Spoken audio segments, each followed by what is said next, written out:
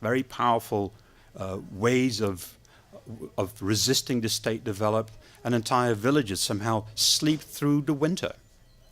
But more than that, it's not so much time which is being stolen, as actually the food itself.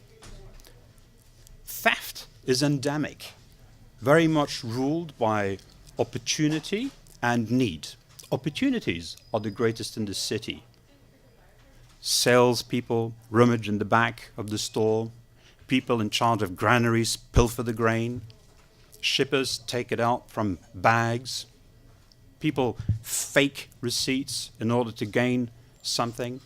But most of all, need is what determines the countryside. And there, ordinary farmers try to steal throughout the entire cycle of production. And this starts even before the grain that is being grown in the countryside is green, before it even reaches maturity.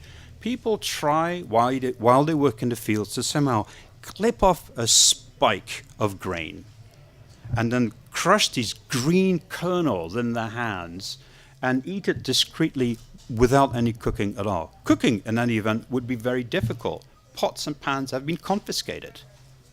Any fire would immediately point out where somebody is preparing food outside of the collective canteen, and that would be punished by a ban on the canteen or some form of physical punishment. So people try to eat all of this raw. Then, once the grain is threshed, it's bulked up, sometimes by farmers on their own, sometimes by villages that somehow bandy together and try to resist the state. Bulk it up with water so that less of it has to be delivered to the state. Once grain is on the move, it is exposed to all sorts of thieving hands. People in charge of granaries steal it. Shippers use bamboo tubes that they plug into grain sacks, suck out the grain, and replace it by sand. At every level, people try to get by as best as they can. But in many cases, as starvation really sets in, and the fabric of society starts unraveling, people have very little choice but to turn onto each other. They start stealing from neighbors. Sometimes inside the family, conflicts develop. In one case, reported just outside of the city of Nanjing, a man called Wang Qiucheng deliberately and systematically takes the grain away from his daughter, who is aged 8. In the middle of the winter, he also takes a cotton jacket and the trousers. The girl dies in the middle of the winter. Many cases where people turn on each other.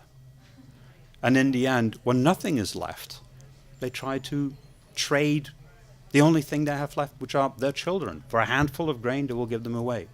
Let me read briefly from page 284 to show what happens when no food is available, but mud. When there is nothing left to eat, there is a white porcelain kind of mud that people resort to fill their stomachs. I'll read from my info because my sight is very bad.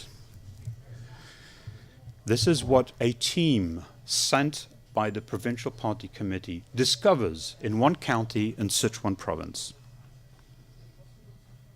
It was a vision of hell, as serried ranks of ghostly villagers queued up in front of deep pits, their shriveled bodies pouring with sweat under the glare of the sun, waiting for their turn to scramble down the hole and carve out a few handfuls of the porcelain white mud.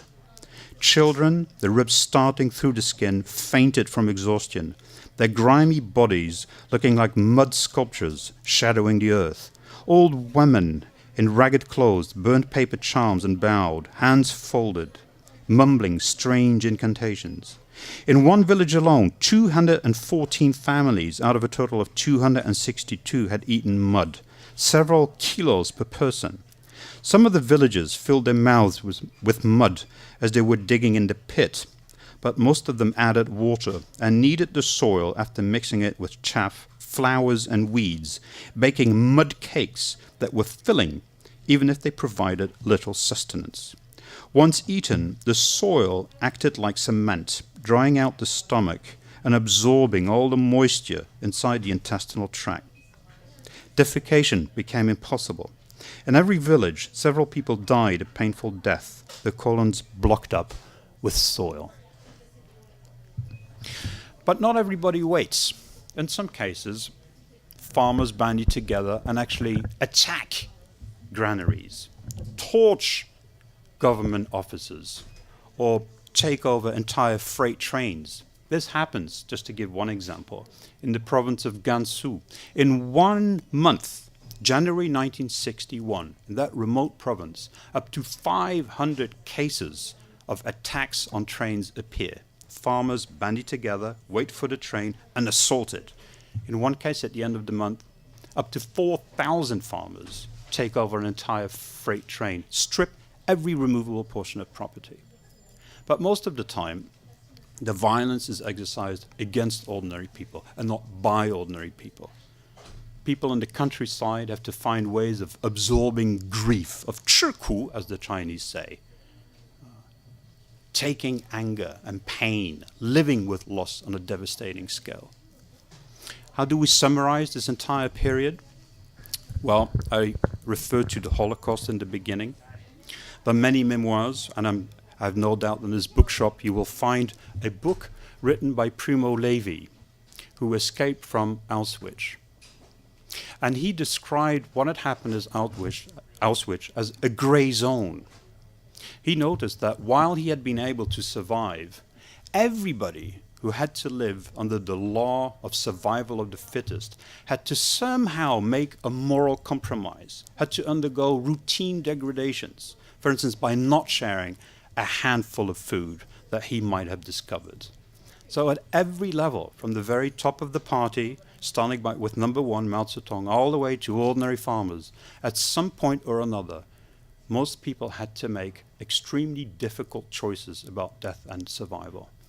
Primo Levi called this the gray zone, and I would call these 4 to 5 years the gray zone of China.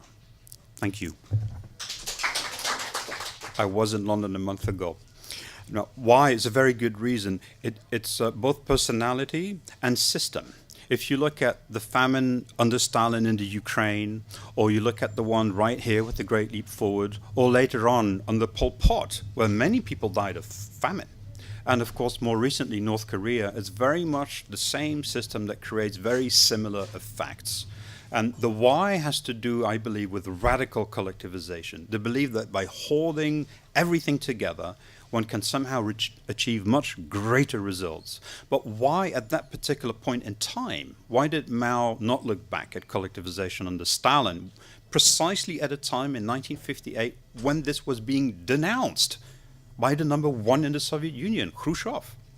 Well, first of all, here's a man who thinks that he can do it a lot better than that little fat man called Khrushchev, or even that man who is now dead called Joseph Stalin. Mao believes that he's got the real way forward. He's discovered the bridge from socialism to communism. And that bridge is to liberate these hundreds of millions of people and pool them together into a massive continuous revolution. The people's communes, that is something that he sees as the answer to poverty, the answer out of misery, the way to really catapult China past its competitors. And then there is something else too, of course. By 1958, Mao has been pretty much in power for 10 years. He's becoming impatient. He's getting old. And he'd like to see some results. And he'd like, most of all, to show up the real leader of the socialist camp, namely Mr. Khrushchev. And this is why he pushes ahead against the advice of number 3, Zhou Enlai, who he will publicly humiliate, debase, undermine to make sure that number 3, Zhou Enlai, falls in line. He purges the party, getting rid of hundreds of thousands of cadres who are unwilling to go along with it. So it's one man's vision and a particular system that make for a very bad combination, I would say. It starts with the purge at the very, very top. Already in 1957, Mao starts purging people inside the party who oppose him. And it starts with the ritual debasement of number 3, Zhou Enlai, who must be a top official. And of course, he does it in front of other leading party members who see this and have a very simple choice to make. And indeed, in the following months, in early 1958, several top leaders at the provincial level are being purged, have to step down, are violently taken out by working teams sent by Mao Zedong. And then at much lower level, hundreds of thousands of ordinary cadres are purged in 1958. By the time that you reach 1961, millions of them have been removed and are replaced by very hard, unscrupulous men who are quite willing to execute anything in order to benefit from these radical winds that are blowing from Beijing. So that's one explanation. And then the biggest, most extraordinary finding is that despite all of that, and when I say that people are being beaten to death, cadres too are being beaten to death for not following the line, for resisting, for refusing to inflict punishment on ordinary poor farmers. And they are being subjected to torture. So despite all of that, there are hundreds, thousands, God knows how many people willing to actually speak up. And this is the beauty of it. The beauty of the archives is that before we were able to read in these archives, we had the image of a very powerful general called Peng Dehuai, who in the summer of 1959 speaks out against the Great Leap Forward. And this creates a backlash by Mao, who of course gets rid of him and anybody associated with him.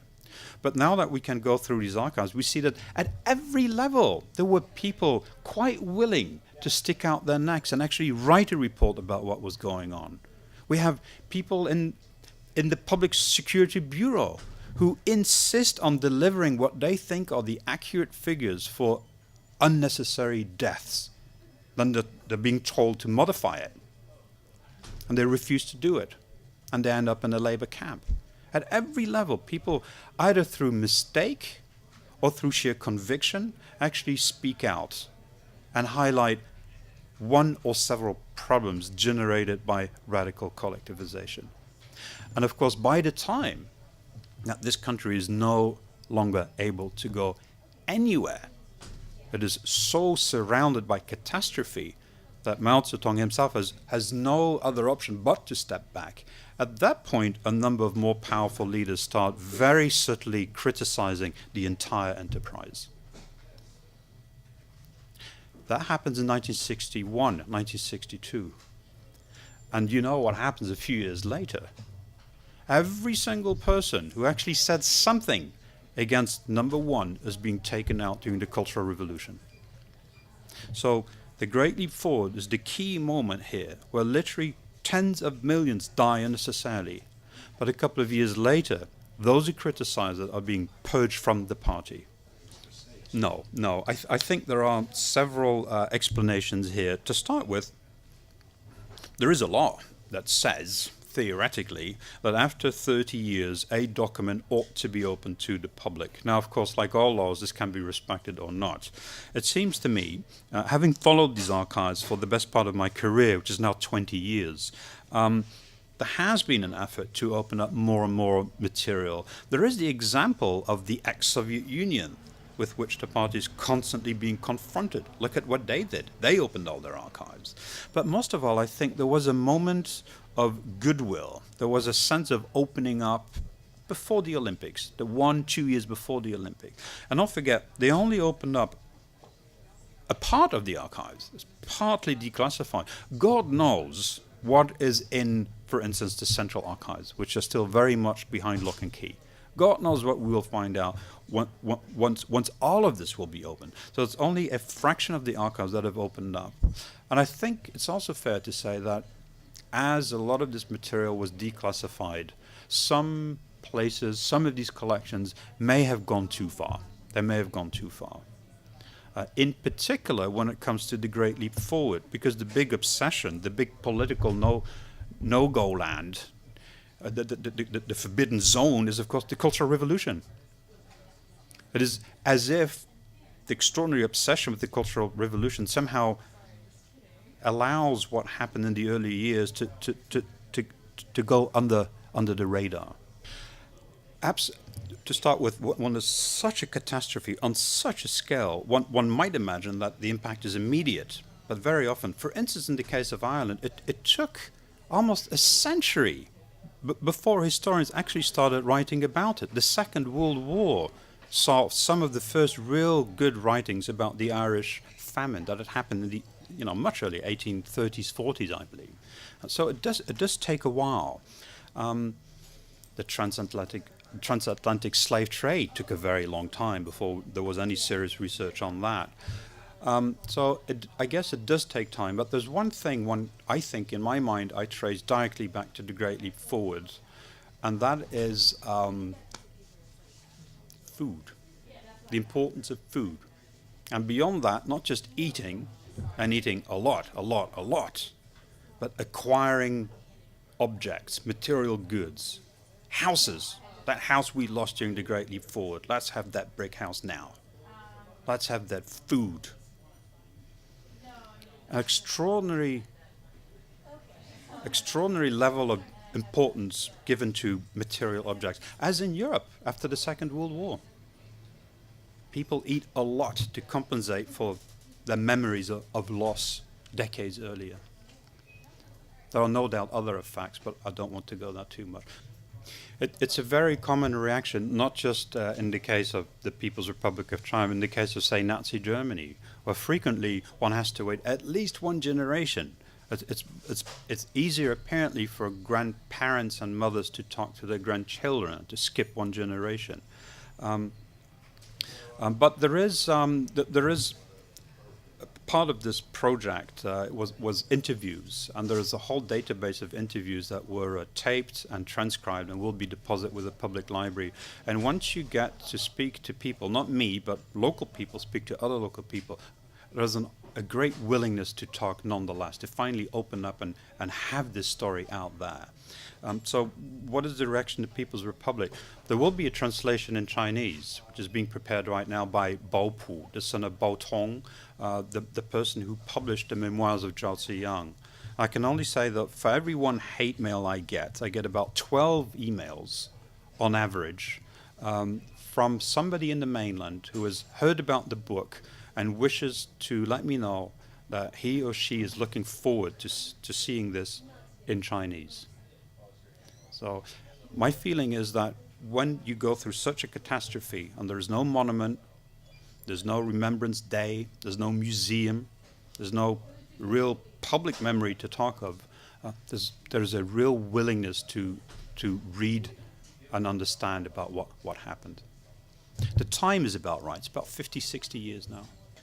Yes. I think the example you just gave of your grandfather living in a village where there was grain in a public storage facility, but it wasn't opened up, and 10,000 people died, you say? I'm not surprised. That's precisely the difference between people starving to death and people being starved to death. Starving to death, there's no food available. Being starved, there is food, but it's not being distributed. And in some cases, it goes beyond mere politics and economics, as in this grain, we will not give it to you because we need to ship it to the Soviet Union. The grain rots. As the example of the grain that was stored by the ton along roads in Hunan province, and there simply weren't the facilities available to transport it. So it rots. The food actually rots as people are obliged in some parts of the country to eat mud. It's an extraordinary level of waste, chaos, and disorganization. Well, the Taiwanese knew very well. The Taiwanese knew very well, which makes me think that the Americans must have known too. And the Brits sidestep the whole issue. I think that's the key to it. It's much easier to sidestep the whole issue and ignore it than it is to actually confront it openly. Yes. No. In fact, some of the people in the British Embassy at the time go out of their way to write reports about how rumors about famine are highly exaggerated and how this has very little to do with what happened under Stalin earlier on. So at that level, there is some deliberate ignorance or sidestepping of the issue that is extraordinary.